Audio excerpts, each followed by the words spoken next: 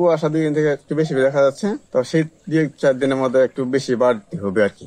পঞ্চগড়ে প্রতি বছরই আগে ভাগে শীত আসে যায়, এবারও দেখা যাচ্ছে এখনই কুয়াশা শুরু হয়ে গেছে, এবারও শীত বোধ হয় আগে ভাগে আসবে। পঞ্চগড়ে শীত আসে সবার আগে এবং যায় সবার বেশি।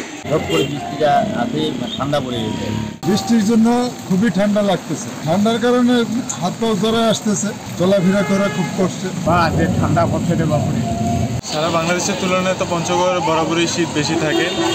এই উত্তরের জেলায় সবচেয়ে আগে শীত শুরু হয়, তো রাত হলেই শীত তীব্রতা বাড়তে থাকে এবং সকাল 7টা-8টা পর্যন্ত এটা চলমান থাকে। আমাদের মোটামুটি সন্ধ্যা থেকে সকাল 9টা পর্যন্ত কুয়াশার চাদরে ঢাকা থাকে এবং সূর্য ওঠার সাথে সাথেই কুয়াশাটি কেটে যায়। তবে আগামী সপ্তাহে একটা ঘন কুয়াশা পড়ার সম্ভাবনা রয়েছে। 3 দিন থেকে এই সাগরে নিম্নচাপ দেখায় আমাদের এই উত্তরবঙ্গে বিশেষ করে বৃষ্টিপাত হচ্ছে এবং এই বৃষ্টিটা কেটে গেলেই মোটামুটি আগামী 72 ঘন্টা পর্যন্ত বৃষ্টির পূর্বাভাস রয়েছে। এই 72 ঘন্টা কেটে যাওয়ার পরেই শীত মোটামুটি একটা অনুভূত হবে, শীতের তীব্রতাটা বেশি অনুভূত হবে।